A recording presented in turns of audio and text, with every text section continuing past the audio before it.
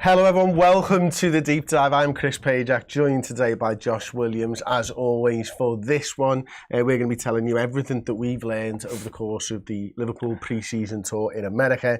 3 wins out of 3. On the surface, 3 fantastic results and performances. We're going to dive a little bit deeper into those performances though as well, talk about the tactics and talk about some of the stats maybe. Josh, some of the underlying numbers as it were. But let's look at the tactics first and foremost. It's the first time doing a deep dive I've not set the board up in a 4-3-3. Or have I? Is it a 4-3-3 on the table right now, Josh? Have we just inverted the pyramid? Is that what it is now? Let's have a look at the board shot then, if you don't mind, please, Aaron. You can see it right here. See, we got 4 defenders, 3 in midfield, and 3 up top. You happy with that? Well, are we talking with the ball here?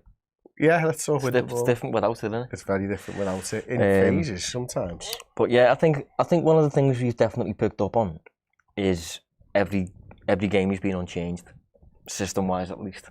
And I think that is indicative of what is coming and the new Liverpool era, the new Liverpool system, whatever you want to call it. I'm going to move your counters, if you don't mind. Of course. That is basically how Liverpool are going to defend when we face Ipswich. Pretty confident of it. You're looking at a 4-4-2 with these 2 lads on the flanks. Sometimes it'll look like a 4-4-2, sometimes it'll look like a 4-2-4. When someone says 4-2-4, just stare at them, just ignore them. Not into the 4-4-2-4 line. But that's kind of how Liverpool are going to defend in the first game of the season. Because why on earth would Slot train that for a fortnight in America? Yeah. And then when he's got Trent back or something, do a 4-3-3. What's the point? There's no point. You've got to. The whole point of pre-season, the whole point of your first pre-season is get what you want to do settled and ready, and you can add, strings to your bow over the course of the season. I'm sure we will add strings to the bow, but ultimately what you want is to lay the foundations for the season. I think that's what Slot's done. Exactly, and I think I'm actually in favour of it. Anyone who watches the deep dive regularly will know that I like 4-4-2 as a defensive base. You do as well, don't you? Mm-hmm. And if you think of Trent being a bit of a weak spot, maybe if you want to call him that, it gives him a bit more coverage with an actual wide player who isn't like up here all the time. I mean, Salah probably will be anyway, but I think that'll help him a little bit more. You've got a midfield 2 here. It's been very narrow. It's been very compact, and the press has been like, it hasn't been nuts. It's been like, considered. Yeah, we go like that, and if the situation doesn't work, we retreat back and then wait for the next time to go, and then we go again.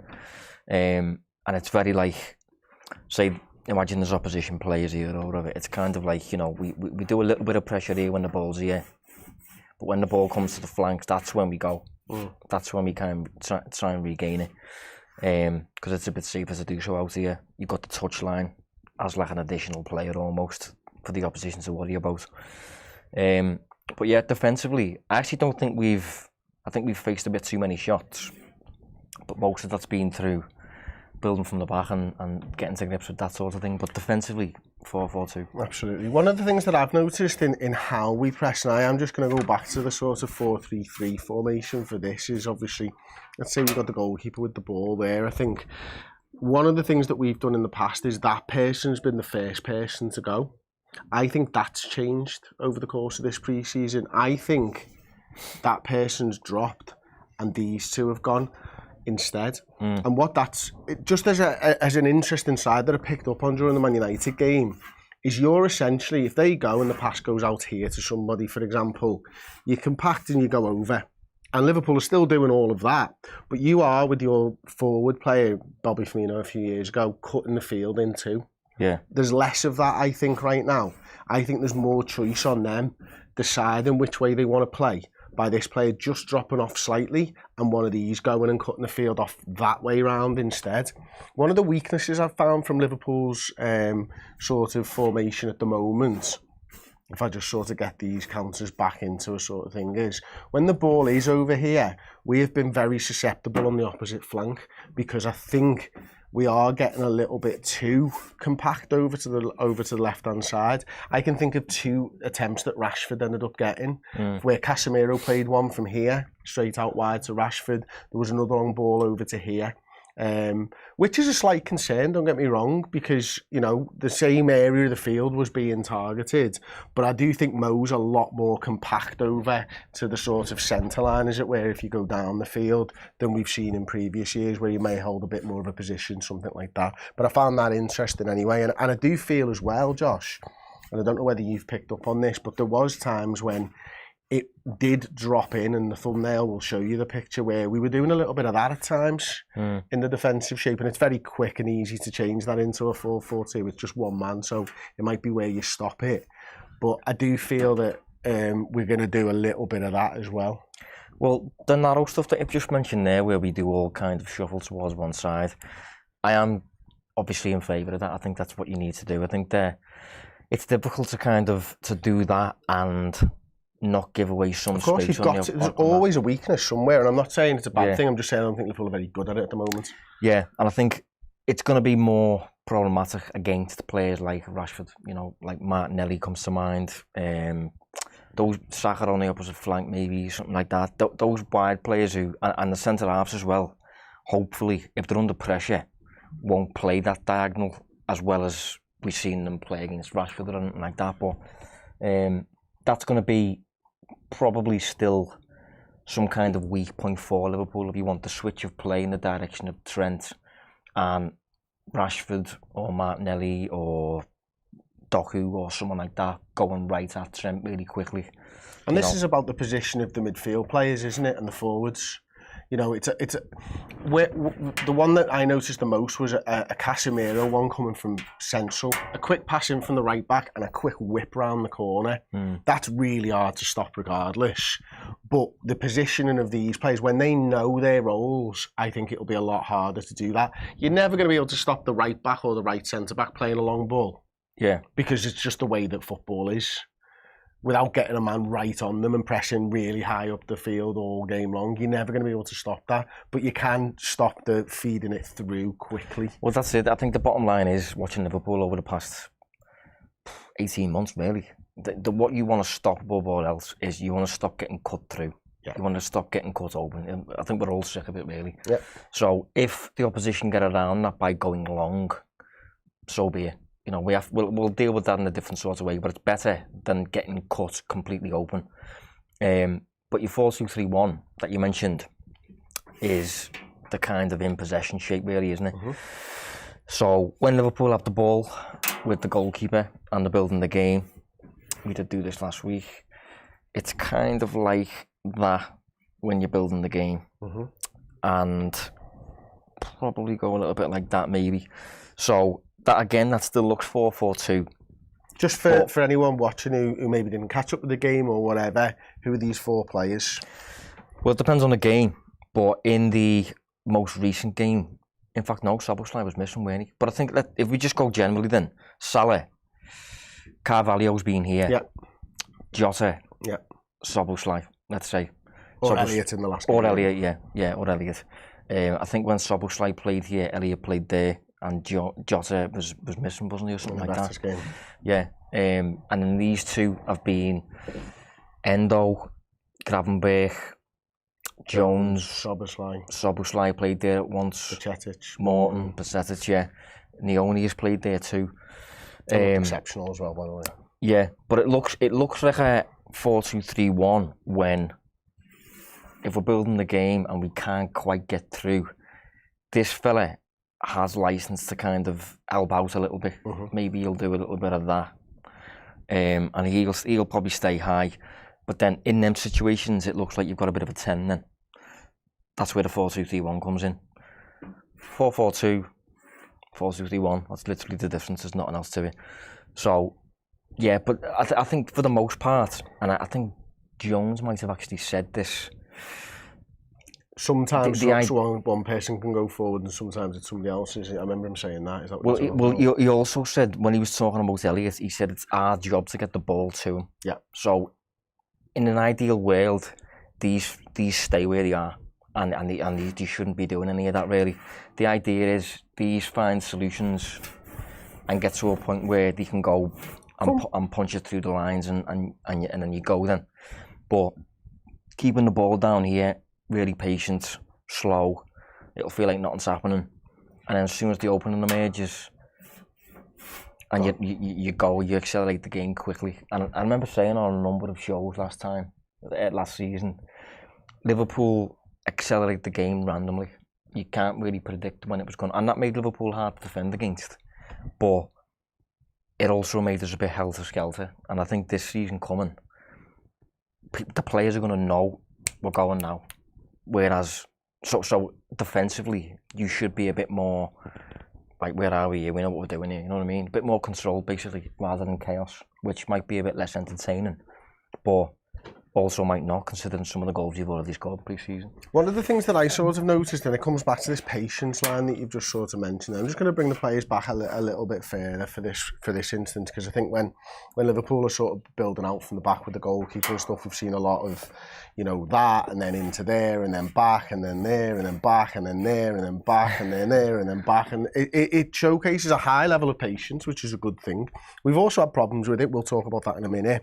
One of the things that I noticed against Manchester United was that these two players in the middle here were playing the ball back in the first 15 minutes, almost exclusively. And then as soon as United started biting on the ball back, that's when they started to turn and play the progressive passes.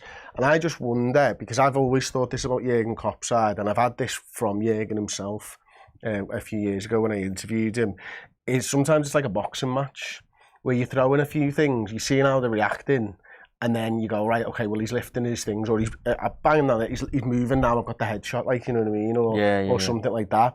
So for me, there is a lot of playing back in the first 15 just to see what they do, and then when they start running at your defender before you've played the ball, quick turn, boom, straight upfield. And I thought Curtis and Gravenberch were really good at that as soon as that sort of first 10-15 minute period was over. Well, the only thing I'd say on that is the 10-15 minute periods we've been having have been awful. That's when we've been really susceptible to giving the ball away here and conceding the shot. A little bit shaky, a little bit like quite clearly learning a new thing, a new skill almost. And then beyond that, we get a bit more rhythm and all that stuff. So the way we've played in the first 15, we cannot play like that against Ipswich. But if you're, I'm playing devil's advocate here, Josh, I agree with you. If you're trying to get someone comfortable under pressure, what's the best way to learn? By being under pressure. Correct. So if you're saying, this is what you're going to have to do against the best sides in the world, where do you learn that? On the pitch. Okay, so what are pre-season games for? Exactly. I agree with you. But what I'm saying is, I think the pressure that we've received, I don't think we've dealt with it particularly well. I think that's what I'm getting at. And when it comes to the business end, where matches, points are on offer, where games matter, you are going to have to play through the pressure a bit better than you have. What I will say on that, the massive caveat on that, the players that we've seen in deeper areas especially have not been starters. You know, we haven't seen any minutes from McAllister yet. Trent, Virgil, Konate's played a little bit.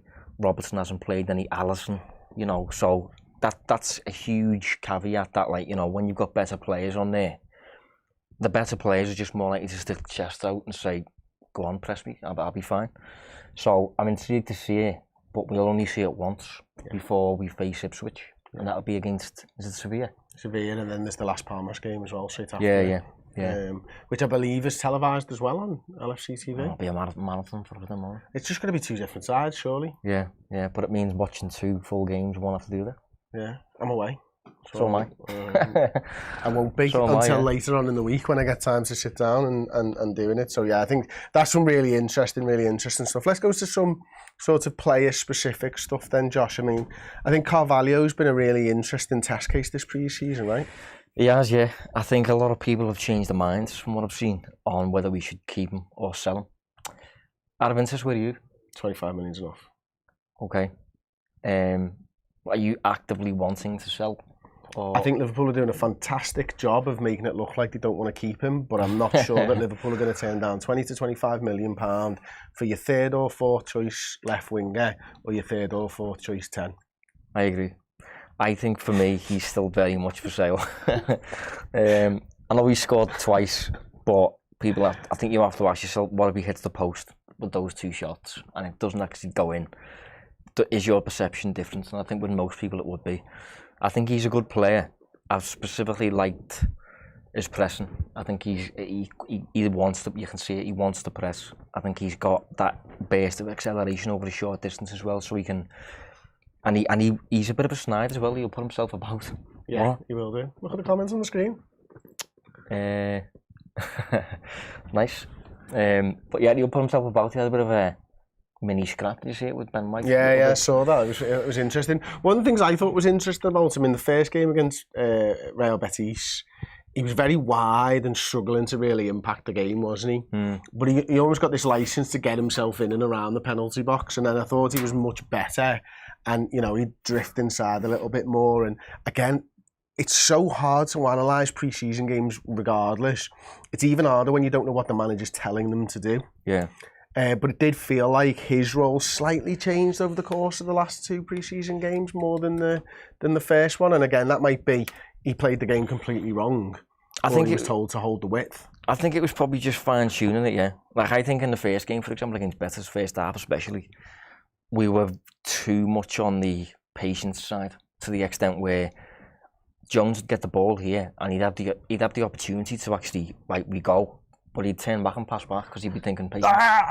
That's not how you do patience. You do patience where you chilled until the opportunity emerges, then you have to go. Jones didn't go a few times. So I think since then we've kind of got to grips a little bit more with that side of things, and Carvalho's role's being tweaked a little bit maybe, but I don't think he's a wide player personally. No. Not Premier League level, because I don't think he's quick enough. I don't think he can get separation from his man. I think that's the big one. I don't think he can get that kind of yard. And if he does get the yard, the man ends up back in place anyway, where he's got to beat him again. You know what I mean? Harvey Elliott falls in the same thing when you talk about him playing on the wing, but he's better at getting the separation. Yeah, the difference with Elliott though, Elliott is very creative. Elliott creates loads. Carvalho's not, you know. He's not that creative, mate. Like, if you look at his numbers, he doesn't actually create that much. He's quite progressive and stuff. He's an end product guy, do you think? Yeah, well, he's nothing like Dele Alli, but he also is. In the sense that he has that knack for arriving in the right spot. And over the course of his Premier League career so far, hang on a sec. And I know he overperforms, basically, is what I'm getting at. So, yeah, for Fulham in the Championship, Liverpool in the Premier League, and mainly Hull in the Championship last season, he scored about 7 goals more than expected. Yeah, you can see that there on your screens right now. Highlighted 4 last season, 1 2 years ago, 1.4 the year before. 6.5 goals he's overperformed by in total. And that suggests he can finish, and we kind of know he can finish. Yeah. So I think he's got that side to his game. So he's a presser. He will get goals for you. But he doesn't actually get that many shots, doesn't really create. Can't really beat a man. I think he's a sale. I think he's a comfortable sale. But I think he's kind of a light version of a slot kind of player, if you see what I mean. Really neat and tidy, and the close control, wants to work, quick burst of acceleration and stuff. But for me, he's a sale. Yeah, okay. Interesting. Overlaps, underlaps, we've spoken about it last week as well, but we saw more evidence of it again. And again, I think Conor Bradley's been outstanding this pre-season. I think Kostas Tsimikas has done very well this pre-season as well. One thing I will say before we get into the overlaps and the underlaps stuff, Josh, is I think the idea of the deep dive is to take the red tinted glasses off as well. So if it sounds like we're being a little bit like, oh goodness me, you were harsh on Fabio Carvalho there, and you know all that type of stuff. No, I just thought it better to say it. Okay. It's trying to take the that's what the deep dive fandom out of it, isn't it? And aggressively analyse. Yeah, it's about saying it as it is. I think being objective. Like sometimes I say this kind of stuff on Twitter, and people will have a go at me for not supporting the team, or like everything you have to say is positive, and if it's negative, you keep quiet. Nah, that's not how we work. That's not how I work anyway. And when it comes to the deep dive, I think that's what it's about. I think it's important to just be critical and speak about the players like they are tools. Almost. Is that harsh? It's not harsh, it's true. Yeah. And I think in this case, chess pieces. If you asked, yeah, exactly, that's it. If you asked anyone 25 million for a third choice left winger, they'll take it. Yeah, is he even third choice? Well, that's the thing, isn't it? You've got Jota over there potentially. And Nunes. Nunes as well. So yeah, he's getting sold. I think you're right. I agree. But if it's matched. Yeah. If the figure is matched that Liverpool want, because I think it's important, and again, this fits into the whole deep dive ethos and all that type of stuff. And I mentioned this on the podcast yesterday. Richard Hughes is setting his stall out this summer, both buying players and selling players. He's got a lot to live up to, Michael Edwards. He's also got him probably sat on his shoulder, like the little devil or something. You do not want to be rinsed as a director of football, and you certainly don't want to be rinsed as a director of football in your first season. But the positive thing is, though, with the likes of Carvalho and Morton and that, is the bottom line is there's interest in the players, and there's interest in them because they've been coached well. They've had promising loan spells and things like that. They look good in pre-season. They're a good age. They play the right kind of football and stuff. So everything is coming together to let Liverpool set the stall out fairly high when it comes to these players. I think Liverpool will get at least 20 for Carvalho. I think we'll probably get around that for Morton as well. Endo a little bit different, but Endo is 31. Is he? 31 or 32. Something like that. I said it yesterday, and I'm sorry to repeat myself, but when a championship winger like Somerville is going for 25 million, Carvalho was essentially a championship winger with just as good numbers. Yeah, he is. So there's your benchmark of what type of a player you are and what you're valued as. And I mean, Julian Alvarez today, was it 95 million? Yeah. Or a million euros or something like that. Scandalous. I mean, he's a good player. Fantastic player. Yeah, but that's a lot of money. Solanke getting linked with £65 million move. So I think, considering these players are like homegrown and all that, and just good at football, you know, Morton and Carvalho are good pickups. Even Kelleher as well, by the way. You know, setting the stall out for Kelleher is the right thing to do. But the bottom line is, it comes back to how they play. For Liverpool or on loan from Liverpool, they're all coached to play in this attacking way where they make a difference for you. Okay, so let's talk about the underlaps and the overlaps then. Yeah, so I think over the past, since we started doing inverted fullback things, we've lost that. I think we've stopped doing it a little bit because everyone is doing that, literally everyone. So you lose the overlapping and the underlapping. And I think in pre-season, it's been back to a certain level, specifically with Bradley. Definitely, because he likes to run, doesn't he? He likes to run, mate. And you know, there was a goal there, wasn't there, against Manchester United? It was Timaka's goal. I love that goal, yeah. My word, that goal's fantastic. The best thing about that goal, and about this in my Substack, it's going to happen again. It's replicable. Yeah, it's quite clearly a training ground goal, isn't it? Because we haven't had a Liverpool goal for what seems like a couple of years. I can't remember where every player was, something like here or something like that. Bradley's got the ball, plays it into Salah. Salah does this like 360 thing, and Bradley goes though. Yeah. And he gets the ball here to the byline, cuts it back. Perfect. Shot, gets saved, but then it gets tapped in. That's what you want. That's exactly what you want. You can do that over and over and over and over again, because no matter how much tactics has changed over the years, the overlap or the underlap is the hardest thing to stop. Yeah. It always flipping has been. But when you're coming up against a defensive block here, like a team that is sitting in or whatever, if these lads get the ball, the next thing they have to do, you have to get behind their defensive line. And that's hard if you haven't got lads running beyond. And that's where the overlaps and the underlaps help. It just lets you get past that defensive line where you get to a point where you're like, right, now we're creating the shot. Now the shot's coming.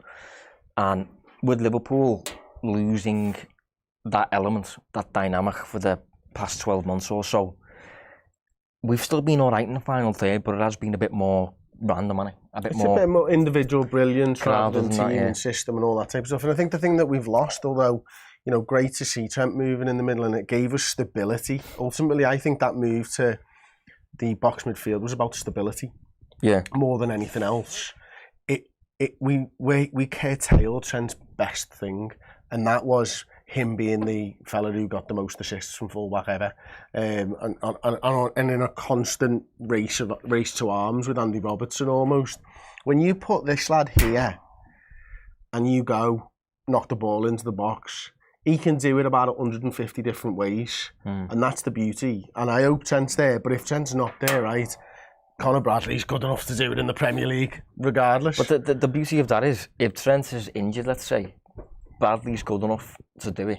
Where, like, despite having such a key tool, if the key tool's missing, you can still play the same way because both right backs are really, really good. And if you think of the way in which he uses Bradley during pre-season, this player, well, both fullbacks, but this player is involved in the build-up phase. We know Trent is good at that. But he's also involved in the final third part where you put the ball in the net and you create the chance. We know Trent is boss at that as well. It feels like he's lost a bit of that, the final third stuff, since he started becoming this, you know, makeshift midfielder, if you want to call it that or whatever. So, by playing like this, with the fullbacks playing like this specifically, you're asking a lot of your fullbacks and you're getting them to contribute here, here and here. And Trent is good enough to do that, so you're getting the most out of Trent, I think, without even seeing him on the pitch yet. I'll be very surprised if Trent isn't a right back on the slot, as opposed to one of these fellas. 100% agree with that, mate. Okay. Goal against Arsenal that you wanted to discuss today, Salah's opener. What was it that you loved so much about that? Yeah, well, let's have a look. It was difficult to actually get up because we were scoring that way, weren't we? Yeah. Do you know what I mean? I mean, I could pick the board up and turn it round. That will solve the issue for you, Josh. Probably would, yeah. Go on, do it because it'll make it easier for me. High maintenance kid, yeah. I'm going to tell you what, where's that line? We've got pencil lines on the thing so that is that in shot? Perfect. Right. So we're building the game. I can't believe you just made me do that. It's helping, though. It's helping. So we're building the game. Can't remember specifically how things were, to be exact. But Salah was about here, something like this. Liverpool are playing with the ball here. You know, all that stuff. Arsenal are pressing. I think Kelleher gets the ball. And I think he feeds this player here. Or this player, one or the other. Elliott is this player. In fact, yeah, Jota. Yeah, Elliott, Salah, yeah. So Kelleher feeds Jota. There's the up. Yeah. Right. Jota feeds it back to Elliott. There's the back. And then Elliott passes it through. Right. While this is all happening, Salah is already on the move. He sees it all from the very beginning. So as soon as Kelleher plays this pass, Salah starts moving. And then by the time Salah gets to here, you get to a point where Elliott is playing it through. Salah gets in and he scores the opening goal against Arsenal. That's like it's called the up back through. It's like a coaching kind of thing, and it's the way teams like to attack nowadays. I've seen so many goals like that against us, mate. When it works, it looks boss, doesn't it? But the header's the key for me there, Jota. Yeah, The header, the fact that he held off the defender, the fact that it was weight perfect to Elliott, and then the pass is sublime. And Elliott proved over the course of this pre-season what I think we've been saying on Deep Dives for a year or so. Elliott's good enough to build a team around, or will be in the next couple of years and stuff, and you can see him. That little dinked ball over the top, mate, was it to Carvalho? Yeah. I mean, that's outrageous, isn't it? And, you know, he's got that in his locker. He's such a creative player. It could be made for him, this system. But the up back through that I've just mentioned there, the overlaps, the underlaps, the building from the back through the thirds, this is all evidence of Liverpool basically learning how to attack again from scratch. We'll have scored some up back through goals against under Klopp. I remember specifically one against Hoffenheim. Remember that goal? Is this the one where it was Emre Can? Unbelievable goal. I think that's my favourite goal of the Klopp era. It might be my favourite goal of all time. Yeah, because it was Moreno and Mignolet, and they were all involved, and it was. I know Wijnaldum was involved. Was something else. I think I was in the ground for that goal. But these are all little indicators that Liverpool are learning how to attack again in a different way than just regaining the ball through counter pressing. and relying on Salah's individual brilliance or whatever. So, yeah, all key signs from pre-season that Liverpool are going in a bit of a different direction while retaining their identity as what they are. And I know it's pre-season, people play it down and that, but I do think pretty much everything we've seen is going to persist. I think everything we've seen, apart from maybe not playing a centre forward in the first game. Yeah, that double false nine thing was load of nonsense. That and certain individuals will have an impact on. Like, I think it's going to be interesting to see what Slot does with Trent's long passing. You've got to use that, and same with Virgil's as well. You know, if he doesn't use either of them with their ability to hit long, I'll be surprised. Like, and it'll be interesting to see Alisson building from the back, by the way, because I know he's all right with his feet, but he's not amazing. He's not the best in the world, I don't know. No. Absolutely agree. So that'll be interesting to see. Some of the negatives then, you mentioned it slightly earlier on and stuff, but we did concede a lot of shots over the course of the 3 pre-season games. Now, I know we only conceded, was it 1 goal over the course of the 3 games, but yeah, if we had the numbers, I imagine our expected goals against would have been quite high. Yeah, well, we don't have the numbers, sadly, but I wanted to touch on this just to kind of remind people where we are with this thing. We've just beat United, we've just beat Arsenal, we've just beat Betis. Everything's great, we only conceded once. But in total, Liverpool created 27 shots and we faced 38. Now, I know there's loads of context missing. We had loads of academy players. Arsenal had like a full-strength team out and dominated the entire second half. We didn't go behind in any game. So I know there's loads of context, but Slot will hate that. And we hate it as well. That's generally not good. If you post those numbers consistently, you won't win consistently. It just goes back to probability. If the opposition is shooting more than you are, and these aren't 30-40 yard ranges. I mean, Jaros and Kelleher made some absolutely outstanding saves. I've been massively impressed with Jaros, by the way. Yeah, same. He's good on the ball, isn't he? Yeah. He's better on the ball than I thought he was. But specifically against United, Slot said we give away too many chances, and he was spot on. The Mason Mount chance, he should score. There's one in the second half, can't remember who takes the shot. But Van den Berg gives the ball away here. It gets intercepted by one of the United kids. Ball gets fed here and he shoots and it gets saved. But overall in the US, I think we should have conceded about 5 goals just from building from the back and giving the ball away. We didn't concede any, really. But that's got to improve. And we might concede against Ipswich. Oh, there's going to be hard asses in the Cop Go, Peter. Yeah, there always is. There still was at the end of Jürgen's reign as well, by the way. Just do fit, clear your lines, all that type of stuff. That's right, and I understand that. But what we've got to do is we said this last week actually, didn't we? We've got to strap ourselves in for a bumpy ride, I think, in the first couple of months of the season. Yeah, at the start, it feels inevitable to me that we're going to concede a stupid goal by, Canate giving the ball to their number 10 and he just goes like that and scores. Or Alisson dawdling on the ball like Kelleher got caught a couple of times with that against Arsenal. Yeah. That was against Arsenal, yeah? Was it United? I'm not sure, actually. It was one of them, he dawdled a couple of times. I think it was United, yeah. But that's going to happen. So just brace yourself for it now, because it looks awful when it does and all that. It's very annoying, but by doing all that, you get to a point eventually where you're so good at this building from the back stuff that teams stop bothering pressing you. And every opposition team just sits back like that because they know you're too good in this phase anyway. But right now, Liverpool aren't very good at this part yet. So, bear with it.